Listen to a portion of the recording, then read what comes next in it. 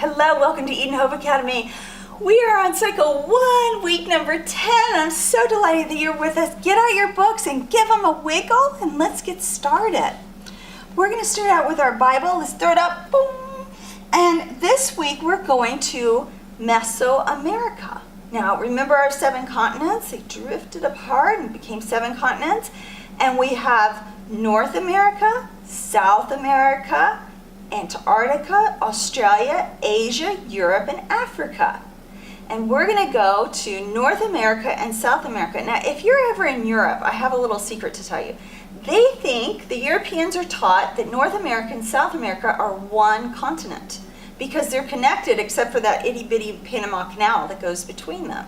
So they just say it's one continent, it's called the Americas, just so you know. It's just an interesting tidbit. Okay, so we're going to concentrate this week on the area that's between North and South America, and it's called Mesoamerica or Central America. Can you guys say Mesoamerica? Say it out loud, Mesoamerica. Good job, excellent. So let's throw up our Bible. Boom. Sow righteousness for yourselves, reap unfailing love. Break up the unplowed ground for yourselves, for it is time to seek the Lord until he comes and showers deliverance upon you. Wow. First of all, I love Hosea. He wrote a book in the Bible named, guess what? Hosea. And he was a simple farmer who didn't expect to be a person who wrote a book in the Bible. He didn't expect to be imparting wisdom to people. He was just doing his job. He was just being a farmer. So which tree do you think he sat under? Do you think he sat and he was grabbing, saying, oh, I want to write a book in the Bible? Or do you think he just did his job, took care of his family, did what he was supposed to do, and then God poured through him? Do you think he sat under the tree of life a lot? I think so too. I really think so too. All right, so sow righteousness. When we sow, that means that we're putting seeds into the ground for yourself. So put seeds of righteousness. Always think thoughts that are righteous. Stop yourself when bad thoughts come into your head. Reap unfailing love. Break up the unplowed ground for yourself, for it is time to seek the Lord until he comes and showers deliverance on you. That means keep seeking God. Keep reading your Bible. Keep praying to him. Keep praising him and thanking him. Keep telling people about Jesus, because there will be a day when he comes and showers deliverance on you, where you will just reap the benefits of what you have poured in and what you have sowed.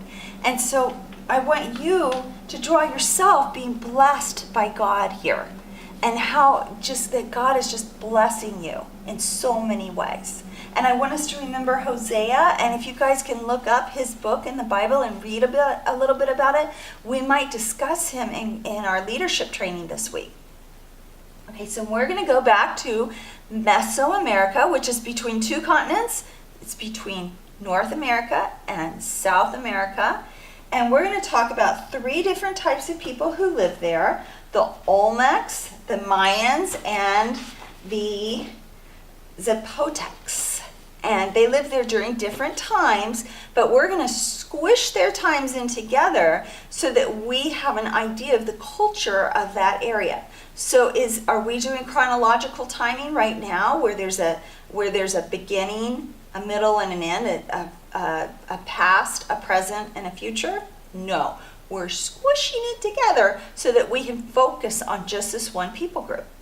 So the Maya were excelled at architecture, agricultural pottery, and hieroglyphic writing, calendar making, and mathematics, and left behind astonishing, impressive architecture and symbolic artwork. Now, something that's interesting, do you remember earlier when we talked about the ziggurats and the pyramids and the Mayan architecture that looks kind of like a ziggurat and a pyramid? This is really interesting that throughout the world, these types of structures were built. They were even built in other places in the world too. And it's something for you to talk to your mom and dad about, because it's really neat how they were built in so many different places, but they look so similar. And we need to remember how amazingly brilliant the Mayas were, especially in mathematics. So if you like mathematics, then you're kind of like a Maya. All right, so draw a representation of Mayan pottery. Can you do that? Good job. All right, so as you're drawing, do you notice any, so we talked about that, the temples and the ziggurats. There are other structures like the ziggurats in Mesoamerica that I just talked about this. All right, how do you think that the temples were all built in the same location, or same type of buildings, but they were built so far apart with people who we don't think ever communicated? Talk to your mom about that, and maybe you can research it and discuss it in class, because I think that's fascinating. Okay, next is science, and we're going to learn about dirt this week. Who's ready to get dirty? I am. I love getting dirty. Humus is a non-living, finely divided, let's start it up, boom, divided organic matter in soil, derived from microbial decomposition of plant and animal substances. Woo, that was a long sentence, but it's really packed with great vocabulary.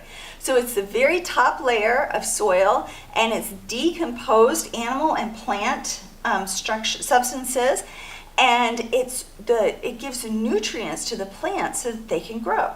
So I want you to take a little bit of hummus from your backyard and tape it right there. Can you just tape some on there?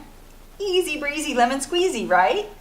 All right, the Mayans, Olmecs, and Zapotecs lived primarily in Mesoamerica. I bet you already memorized that sentence. You're so smart. I want you to draw a picture, and I want you to just draw a half a lump here for North America, a connecting bar here, and a half a lump here for South America. Easy breezy, lemon squeezy. We got that done. Wow, we're just zipping through this, aren't we? Okay, so now we're going to talk about the Mayans, the Olmecs, and Zapotecs, and we're going to do those in our timeline cards this week. Thank you so much. I can't wait to see you either this week or on video next week. I'll see you later. Bye-bye.